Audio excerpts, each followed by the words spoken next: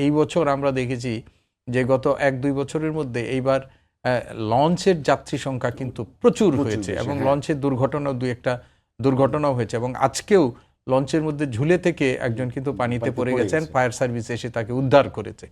তো এইবার কিন্তু এই বিষয়টা আমরা দেখেছি যে গণপরিবহনের যে বিশেষ করে বাস, ট্রাক, এবং রেলপথ, আবার রেলপথের চিত্রও তো ভয়াবহ, মানে মানুষের যে উপচে পড়া ভিড় আমরা আজকেও দেখলাম শেষ মুহূর্তে। এবং এই মানুষগুলো কারা? যারা ধরেন গার্মেন্টস ওয়ার্কার বা বাংলাদেশে আমাদের যে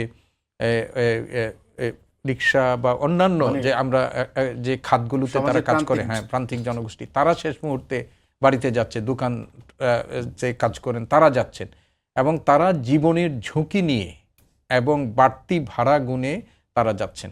তো আমার কাছে যেটি মনে হয় যে এই অবস্থার মানে উন্নয়নের জন্য একটাই প্রয়োজন, মানুষ নিজে যদি একটু ভাগ করে যদি যাওয়াটা হয়। দেখেন ঈদের পরে যদি একটা বড় সংখ্যক মানুষ যায় তখন কিন্তু এই চাপেই থাকে না। ঈদের পরে আর কোন পরের দিন কালকের থেকে দেখবেন যে গণপরিবহনে যাত্রীই নাই এবং বাস মালিকরা সবসময় একটা যুক্তি দেখায় যে আমরা যাই খুব ভোরে, ফেরত আসার খালি আসে, সেই জন্য তারা জ্বালানি খরচটা করার জন্য, এবং অনেক সময় তারা দাবি করেন যে তাদের এই বাড়তি ভাড়া নিয়েও সেটা তাদের পোষায় না, এরকম অভিযোগ আছে।